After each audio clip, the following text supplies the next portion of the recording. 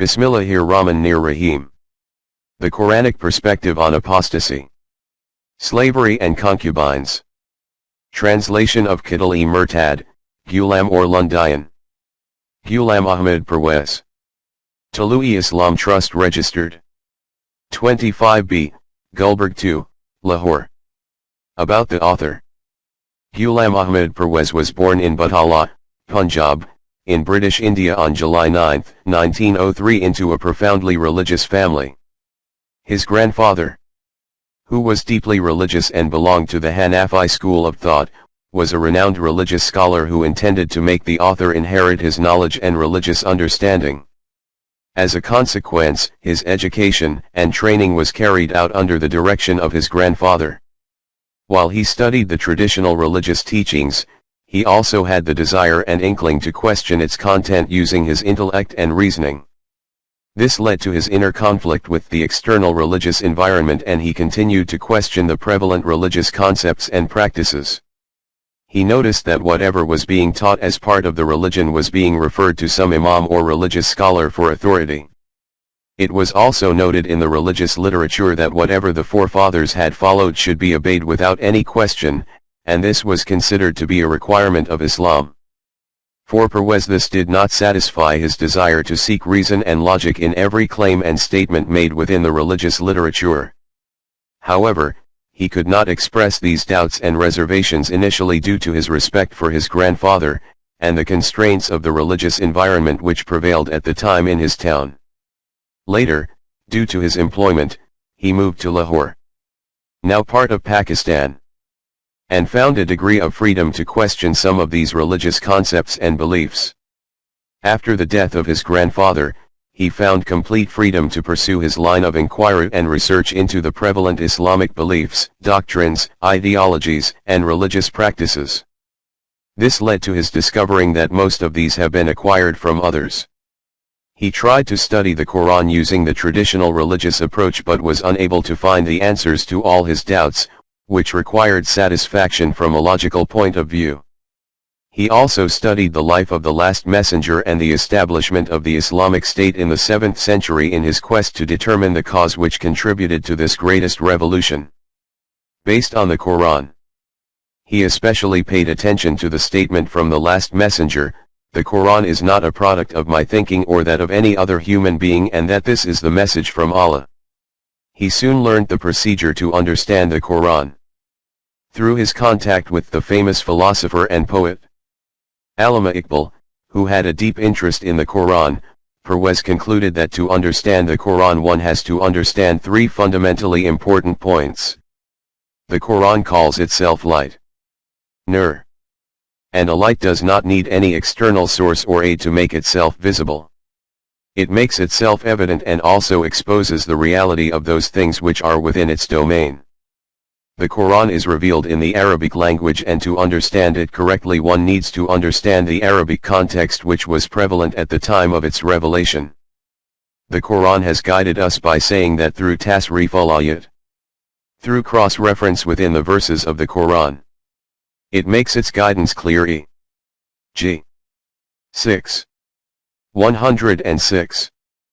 In order to meet the second requirement regarding the precise meaning of the Arabic words in the Quran, he researched and compiled a Lughatul Quran, now translated into English, which is a dictionary of all the words and terms used in the Quran, and which includes the meanings which were prevalent among the Arabs at the time of the revelation of the Quran. For the third requirement of tasrif al-ayat, the Quran is different from books written by human beings, where the latter are usually divided based on various subjects. The Quran is based on mentioning a reality in one verse or verses, and then its further explanation is noted in another place or places. For example, in Surah Al-An'am the Quran states, "And thus do we explain the signs by various verses, so that they acknowledge you have explained them, and we make the Quran clear for a people who know." 6. 105. In order to meet this requirement, Parwez felt the need to compile all the verses under one subject as referred in various verses of the Quran, and he compiled a book in Urdu titled Tabweeb al-Quran, Classification of the Quran. This made it easy to refer to various subjects and look at all the verses mentioned in the Quran relating to a subject. Along with writing and producing literature on the Quran, Parwez also held a regular weekly meeting in Lahore to deliver a Dars lecture explaining the Quran in Urdu, and these are also available as audio and video recordings. He dedicated most of his life to researching the Quran and its significance in relation to presenting an alternative solution to human problems, and answering questions relating to human creation, its purpose, and the question of death and the next life. He also participated in the struggle for independence during the period 1938 to 1947 and the creation of Pakistan, which was based on the ideology of the Quran, with a view to establishing an Islamic state for the Muslims of the subcontinent.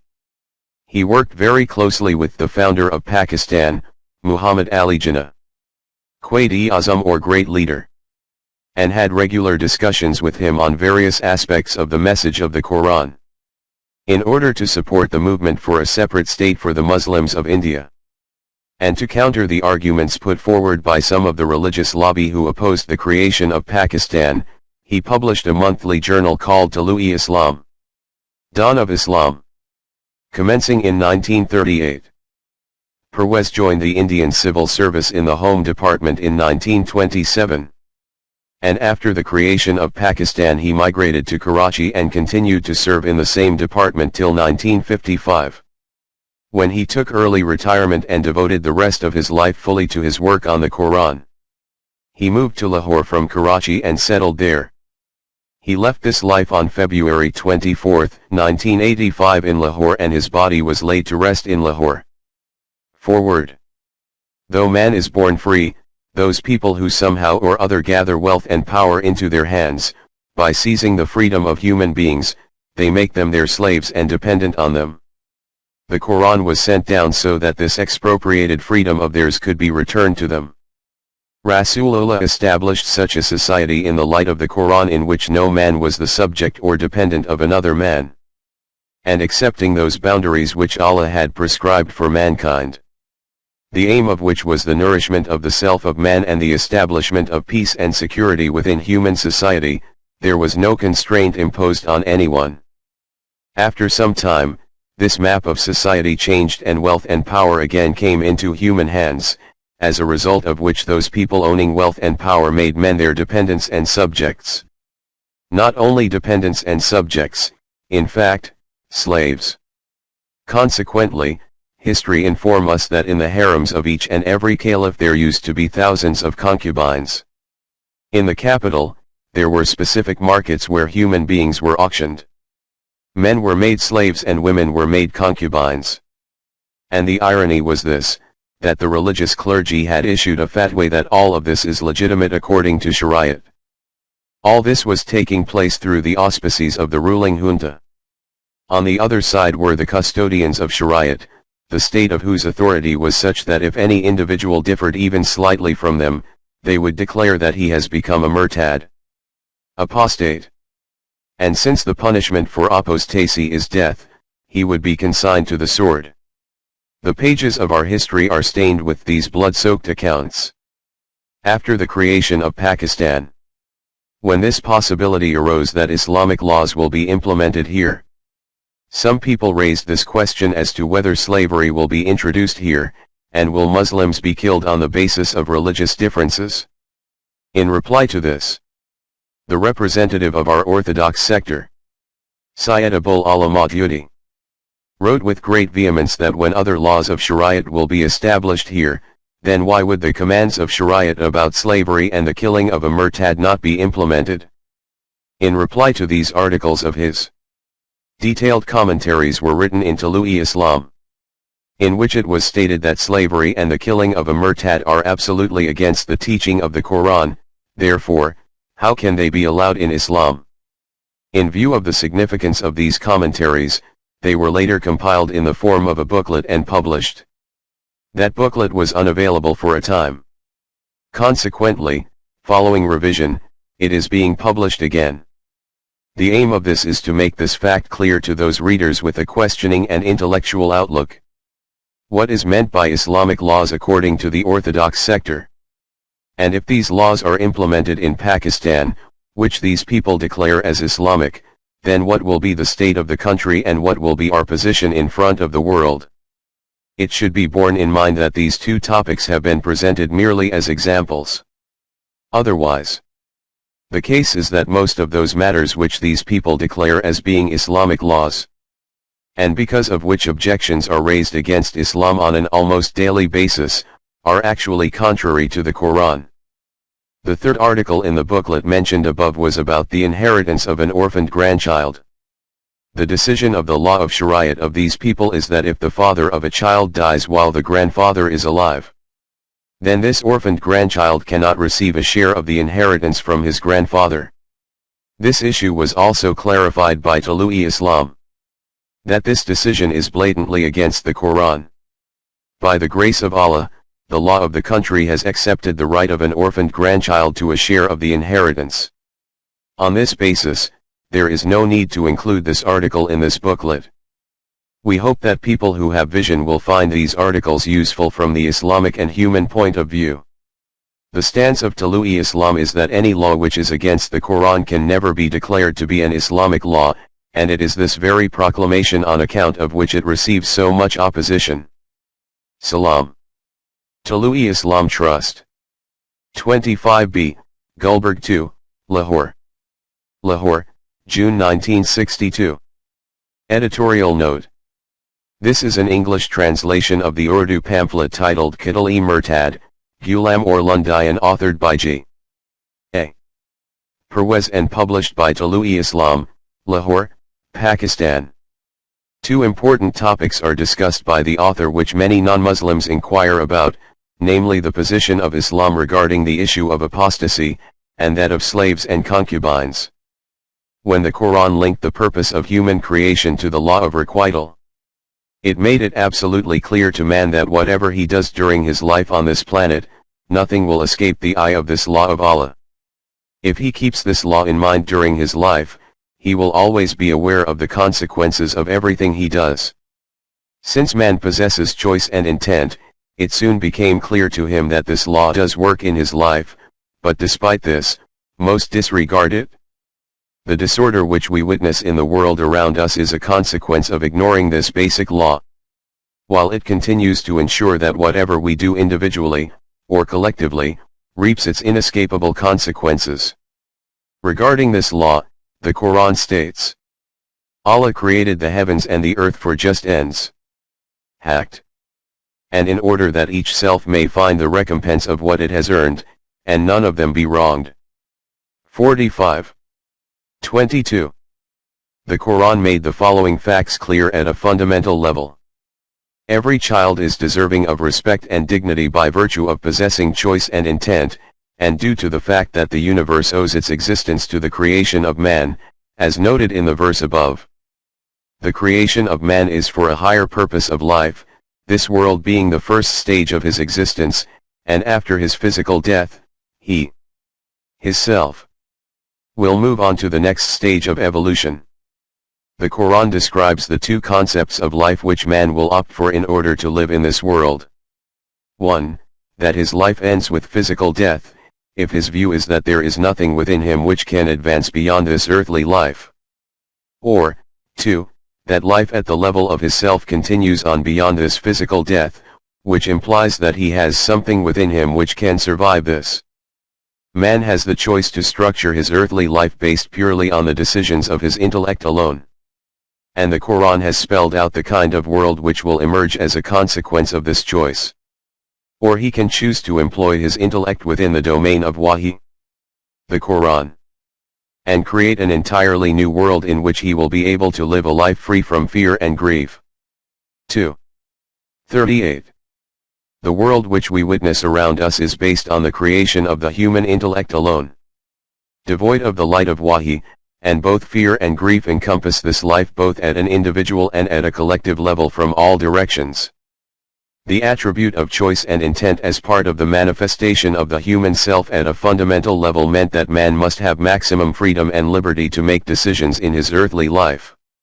However, if he lives according to the functioning of his intellect alone, then due to the limitations of this he will remain trapped within the influences of his unchecked desires and emotions and will not be able to enjoy the maximum potential of his capacity as a human being.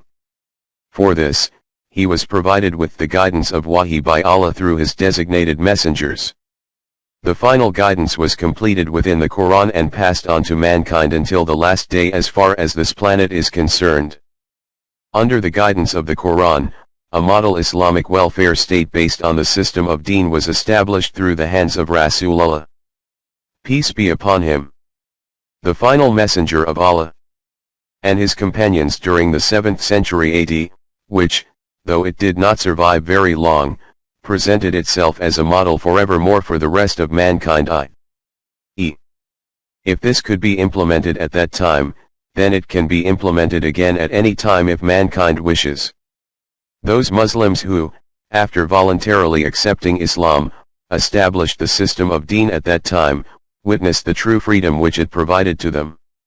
However, it did not endure for long, and subsequent generations of Muslims abandoned it and did not return to the system of Deen for the next many centuries. This model of the Islamic State eliminated slavery in all its forms, while respect and dignity for a human being was restored to the same status as that which was advocated by the Quran. All men were declared as being equal, and were willingly and joyfully treated as such within the boundaries of this state. Both men and women enjoyed the same freedoms within their own specific areas of responsibility. There was no fear and grief in this state, the Quran was their constitution, and the system truly recognized the sovereignty of Allah within the boundaries of this Islamic state. Those who managed the affairs of the state accepted the following with full willingness. Allah is the ruler of the Islamic system and his rule is established through the Quran. And since everyone is equal before Allah's law, the concept of ruler and ruled is eliminated. Through mutual consultation they formulated sub-clauses within the bounds of the laws and values given by the Quran in order to meet the requirements of the time. But they were fully conscious of the fact that they did not have the authority to alter any of the laws and values of the Quran. Those at the helm of affairs enjoyed the full freedom provided to them by the Quran, i.e., they were not subjects of any man-made laws, and they enjoyed this freedom together with their fellow citizens, Muslim and non-Muslim.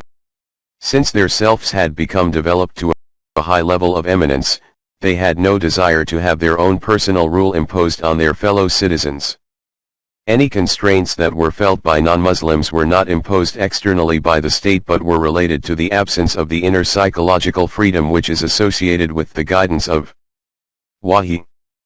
The human psyche became transformed as a result of following Wahi and removed all false concepts of Allah.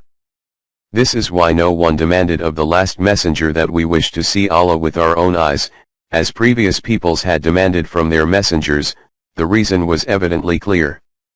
They recognized the inner reality of their self and accepted the concept of Allah as explained in the Quran, which served as a model for them. The emergence of this newly created self within them was sufficient evidence of the outcome of following the guidance of the Quran.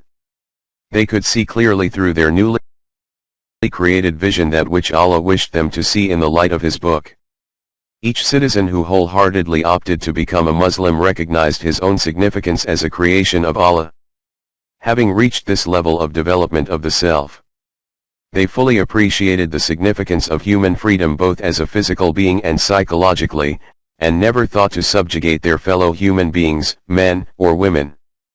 This was the reason why slavery in all its forms vanished from the society within just one generation. However, those who subsequently usurped power, or who let power slip away, instead of living under the sovereignty of Allah, they replaced it with human rule. They failed to appreciate their freedom under Allah's sovereignty, and thus reintroduced the enslavement of human beings, the elimination of which was, and is, one of the aims of the Quran. The situation gradually went from bad to worse, and humanity sank once again into a deep quagmire of darkness as Malukiyat established an iron grip on human affairs in those lands which were occupied by these Muslims. The Quran was put aside, and all the bounties associated with its guidance vanished. Human beings debased themselves to the subhuman level, and subsequent generations lost sight of it completely, and this age of darkness continues to prevail in the world today. As happens under such circumstances, men produced all kinds of writings to justify evil in order to satisfy their base desires and emotions. And since they found it hard to convince the public at large in the presence of the Quran, they concocted a hadith 200 to 300 years after the death of Rasulullah and attributed these to him. With the passage of time, these attributions became embedded within the beliefs of the Muslims and were commonly accepted as being the sayings of Rasulullah, while the Quran took a backseat and remained as a book which was only to be read in order to gain some kind of abstract sawab through the blind recital of its words without any kind of true comprehension whatsoever. This resulted in the death of Muslims as a whole, those who had once upon a time acquired a new life through the guidance of the Quran. Though this book deals specifically with the issues of apostasy, slavery and concubines as documented and propagated in books promoting sectarian religious Islam, readers can extrapolate its points and apply them to all manner of slavery which continues to exist under various cloaks throughout the world. Some of these are visible while others are more insidious, and can be imposed both externally or internally, by man upon man, and by groups of men upon the population at large. For example, economic slavery, in which people live in perpetual financial hardship and dread of poverty, and which is created by the capitalist system of the world, and as a consequence of which most of humanity is never able to exercise their choice and intent even at the lowest level of their existence. The irony is that though there are major campaigns concerning issues such as global warming, little action is taken on remedying poverty and economic slavery. It appears to be of greater concern to these campaigners to try and save humanity from drowning at some point of time in the future due to melting ice caps, rising sea levels, and floods caused by apparent rising temperatures on the planet, than it is to address the current daily privations resulting from unremitting poverty. Other forms of slavery are self-imposed by man as a result of different religious belief systems, e.g. fatalism, kismat, superstitions, divisions of race, class, and caste, etc. Another kind of widespread slavery or mental subjugation is via nationalism, where people genuinely believe that patriotism defines the identity of their self. The irony is that when those same people change their nationality they embrace their newly acquired patriotism as a fresh identity with great ease. The same human being acquires a new self by assuming a different sense of identity. A similar type of slavery is a self-imposed political belief system. An individual allies himself with a certain political party and then sells his soul to the leader and the objectives of this party. Under the banner of party loyalty, he supports the party manifesto, some of which he may agree with, but other parts of which may include clauses which are tantamount to giving up personal freedoms. But in the name of allegiance he votes for it. And if the party comes into power, then he indirectly applies more chains around his own neck and proceeds to lose even more of his already strangled freedoms. The proof for this can be seen worldwide in the divisions caused by this democracy, with endless debates, discussions, radio shows, news articles, etc., which throw light on the internal divisions among the population. But no one addresses this question: what is the purpose of human creation? Why do we exist in this world for only a finite duration, and why do we eventually die? From the above, let us examine these forms of slavery through an example. An individual who is born into a Muslim household will firstly hold the beliefs of the sect of Islam of that household. Then he will acquire his nationalistic identity. He will then affiliate himself with a particular party and leader, and can change these loyalties if he wishes depending on the political conditions of his country. He will venerate many human models of his own choice, or as presented by the society and culture as he progresses through life. These will all form part of his belief system, and create a cognitive dissonance impacting his psyche and decision-making powers. In this whole confusion of beliefs there is nothing about the creation of a new self which is based on the permanent values and the life in the hereafter. He will remain enslaved to these beliefs, either imposed on him or acquired through choice. thinking these to be true since others around him are following the same pattern. Most will never question this condition and may not even be fully conscious of it. Living life like this, bound by these chains. Is this the purpose of life? Is this the freedom which man deserves, when there is another life waiting for him in the hereafter? Those who enslaved themselves over and above the chains placed on them by the elite of the political system, failed to comprehend or appreciate the freedom which the Quran offered them, and as a consequence fabricated such a hadith which brought back that slavery and punishment for apostasy, which the Quran had arrived to eliminate, and which had been eliminated in the earlier era of Rasulullah. The religious clergy acquired the power to declare fatwas on the citizens and through these subjugated them using coercion and compulsion. This severely curtailed free thought, so that hardly any intellectual development took place during this period, despite possessing the Quran. That same Quran which continuously addresses the human intellect to help it to expand its horizons to ever greater expanses, so that man becomes aware of the significance of his own reality within the universe, and even beyond this. The books of G.A.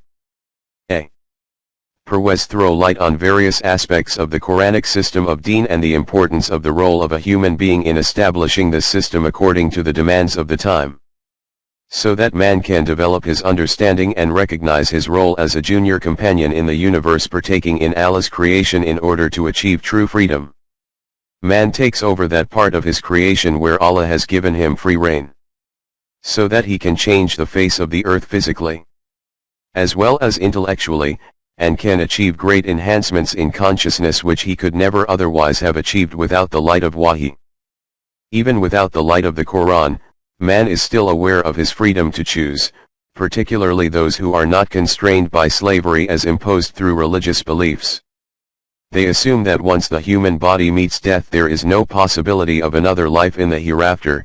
With the death of the physical body, man is dead. We see around us how man has changed the face of the earth through research and innovations in science and technology. Those of us who come to grips with the concept of the possibility of creating a new self through the acceptance of Iman, open themselves to the realm of a new inner reality where they can use this new technology for the good of the whole of mankind, in order to usher in a new era in the world which is free from the shadow of fear and grief. It is not just some utopian concept of human life, but it is going to become a reality at some point in the future. 9.33. Human life which is lived under layers self-imposed erroneous beliefs and then further subjected to the slavery of man-made laws imposed by those who themselves do not know the purpose of life, is akin to living in darkness upon darkness. The Quran states, or, the state of those who manifest kafir is like the depths of darkness in a vast deep ocean, overwhelmed with billow topped by dark clouds. Depths of darkness, one above another. 24.40.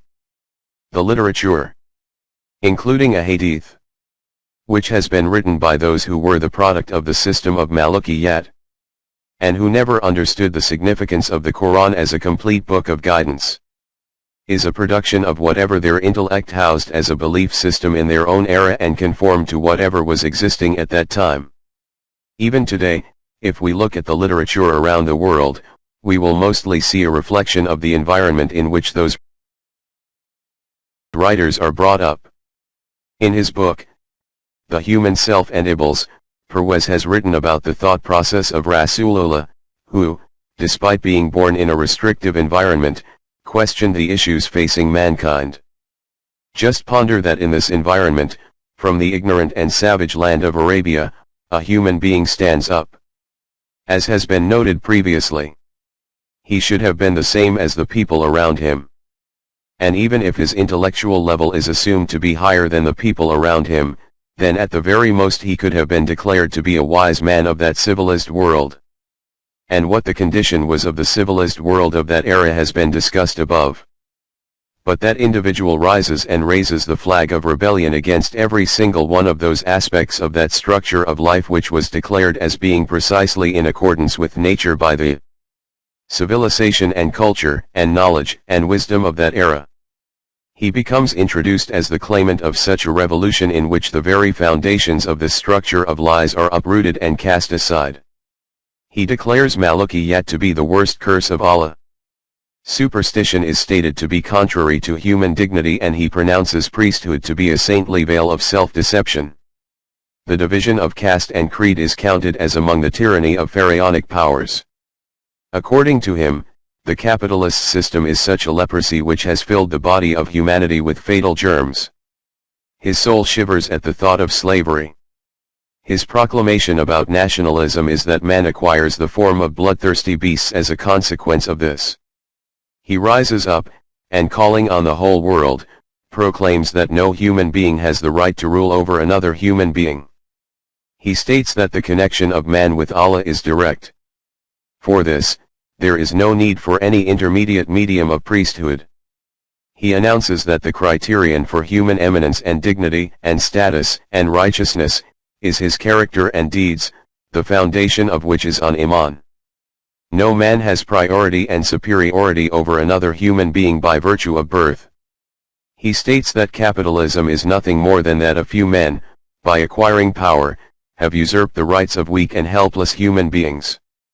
Hence, the demand of justice and accountability is that these usurped rights are snatched back from the hands of these usurpers and returned to the rightful claimants. He declares accumulation and hoarding to be a severe crime in the economic system and announces that the circulation of wealth should not be in such a way that it remains circulating within one particular category. He states that man as simply being a human being is in itself a reason for respect for him, hence, even the very notion of slavery among human beings cannot arise. By shattering all tribal and national prejudices, he makes the announcement of the supreme revolution that the whole of mankind is one as a result of its origin. Therefore all people on the face of the earth are members of one universal brotherhood and are branches of one high and mighty tree. The creation of differentiation and differences in them through the unnatural barriers of race, color, language, and nationhood, is the breaking into pieces of the body of humanity. So much so, that he makes a proclamation against all the non-natural laws and constitutions of human life, individual and collective. And not only does he make a proclamation, but also by generating a revolution, demonstrates what is the true significance of human life. This is how the human intellect grasps the reality of human creation through the light of Wahi. And matters which would have remained hidden from us otherwise, become evident when we use the light of the Quran. Those who do not apply their intellect according to the light of Wahi can never comprehend the true significance of the possession of choice and intent, and cannot visualize life in the hereafter as a reality. Religious emotive beliefs can provide some kind of concept of a hereafter, but it is not based on fact and is thus flawed and deceptive. This is the reason why the concept of the hereafter which exists in even the three Abrahamic religions is at variance with each other, as is the concept of God. Parwez provides a detailed discussion on this aspect in his book titled, The Human Self and Allah. The Quran arrived to eliminate all kinds of slavery, whether physical or psychological, and declared that each human child, by virtue of possessing choice and intent, has dignity and respect which is inviolable. Even if he commits a crime, he is a human being, and must be treated with respect and dignity while being punished for the crime, and this includes offering him opportunities to reform himself.